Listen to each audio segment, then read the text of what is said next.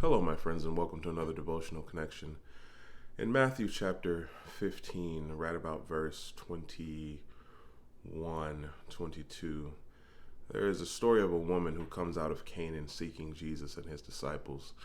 They had moved to the area of Tyre and Sidon and kind of vacationing, just getting away from things. And this woman approaches seeking help for her children and her child, rather. And she begins to call Jesus by his royal name, which is odd because her people shouldn't know Jesus by that name. It's almost like using a family name or a nickname.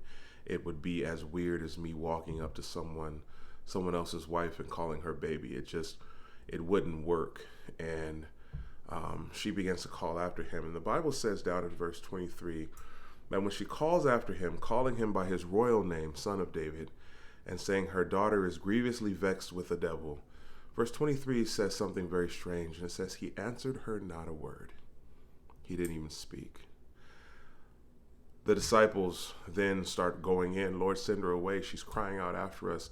And only when the disciples try to send her away does he begin to talk to her. And he said, I am not sent but unto the lost sheep of the house of Israel. And then she comes to him and worships him. And she gets real and says, Lord, help me. Now, this is a very vexing story for many reasons, and the story goes on and it gets even more difficult. But the one thing that a wise man once told me is, you must remember that everything Jesus did was love in action. I've been on the receiving end of God's silence. Many people have. There was a time when I was raging in my backyard in a storm.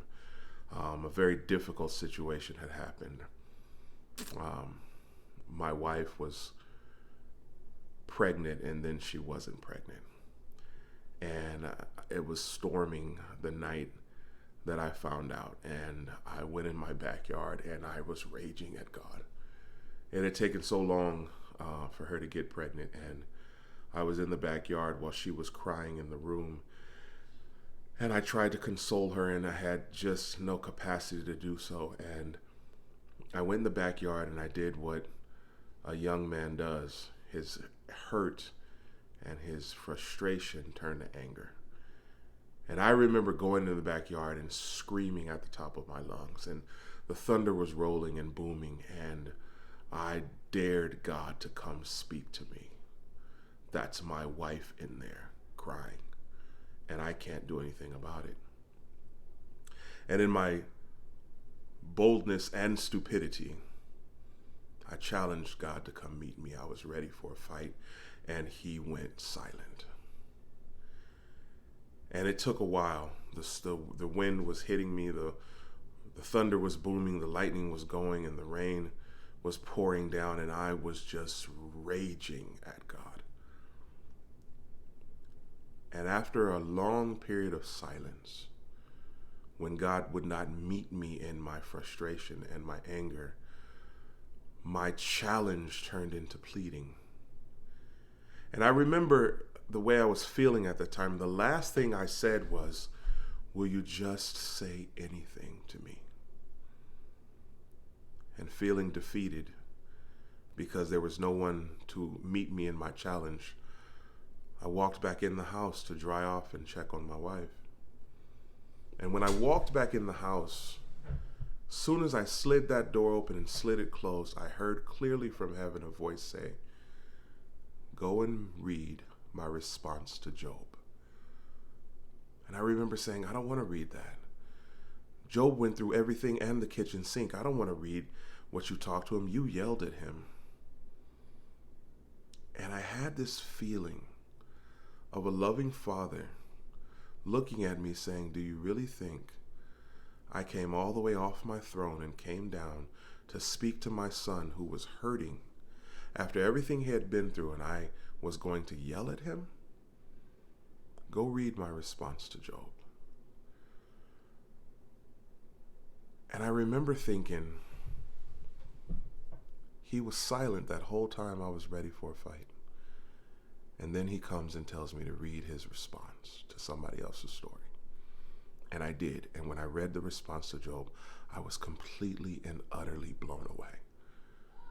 And I went quiet because I realized that after all that God had done, And after all that he had set in place, my one situation, maybe I just needed to trust him. Maybe I didn't need to understand. Maybe I needed to trust him. And to this day, I think about that situation, because in all of his love and all of his greatness and all of his power and majesty and might, if he would have met me in my challenge, he could have wiped me out. But his love for me, his incredible love for me, he went silent in love. And that night grew my faith and grew my passion and grew my trust of him more than any other that I can recall. Because that was the foundation that started something that every other story after this, every other circumstance that I face, every other battle that I had to fight, every other thing where I'm just lost, I still trusted him from that night, the night he went silent. I guess what I'm trying to talk to you about tonight is this. When God goes silent, don't think it as an abandonment. That's not his way. His love is beyond words. And he's trying to do something that will prepare you to be the strongest possible child that he can make you. In his silence, you will grow far, far, far greater than the times when he is the loudest. Because in his silence, you have to decide whether you're going to trust him or not, whether you're going to fall back on his words, and whether you're going to take them to heart. I know my Father will never leave me nor forsake me, because in the times that he was silent, I knew he was still there, and I went forward anyway. Don't let the silence define his relationship and his love for you. His silence is still love in action. Trust him even when he goes silent.